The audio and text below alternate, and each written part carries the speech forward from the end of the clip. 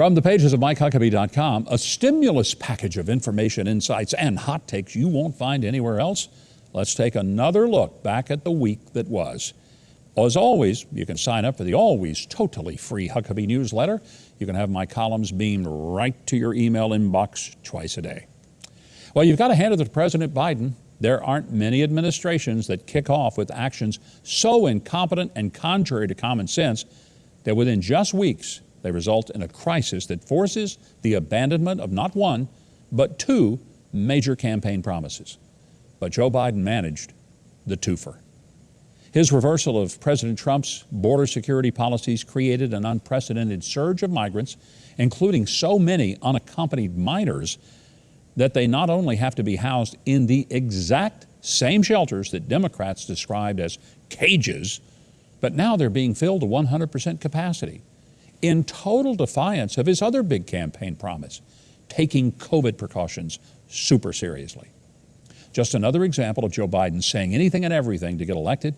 He has turned those cages into Petri dishes, and thousands of migrants who have been allowed out of said cages have tested COVID positive. So while blue state governors refuse to lift restrictions, many businesses and churches remain closed, and draconian rules on wearing a mask between your restaurant table and the restroom 12 feet away are going to stay in place for who knows how long. Migrants known to be infected with the China virus pour into our cities, towns, and backyards, and the administration only calls it a little challenge. But I'm glad to see that some red states are taking a page from the liberal playbook and using federal lawsuits to block some of President Biden's executive orders. You know, the way that they hamstrung President Trump for 4 years.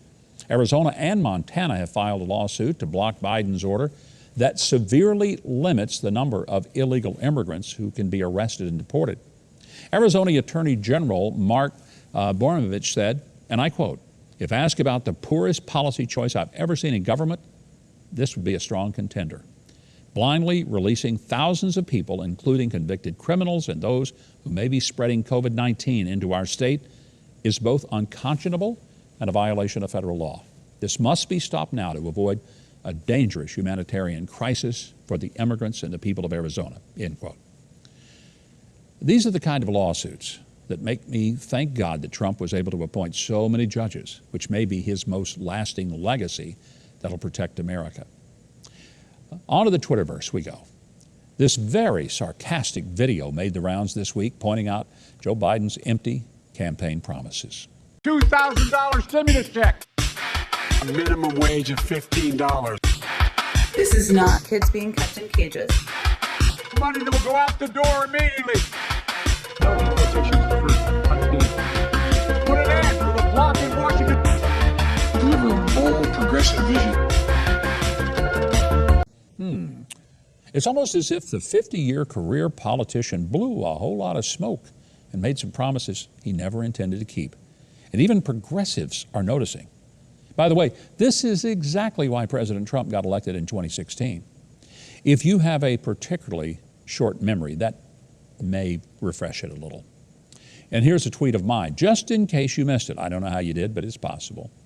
Hollywood is cutting the cartoon skunk Pepe Le Pew from Space Jam 2 for being a sexual harasser, but they're letting Governor Andrew Cuomo keep the Emmy Award they gave him for best acting in the fictional role of a competent governor.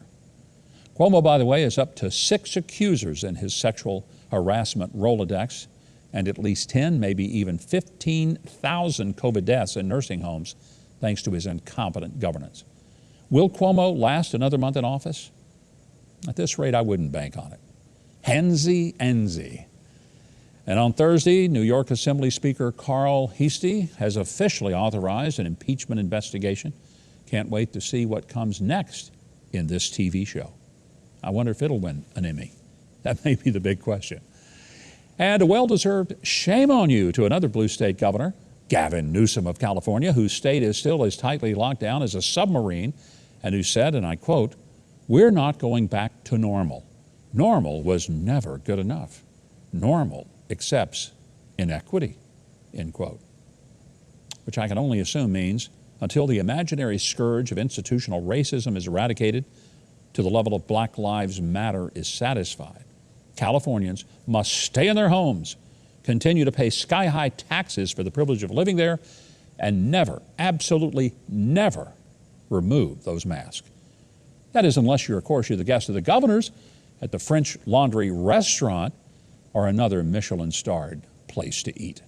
Finally, a shout out to former President Trump, who put out this statement this week in the COVID vaccine, and I quote, "I hope everyone remembers when they're getting the COVID-19, often referred to as the China virus vaccine, that if I wasn't president, you wouldn't be getting that beautiful shot for 5 years at best, and probably wouldn't be getting it at all," end quote.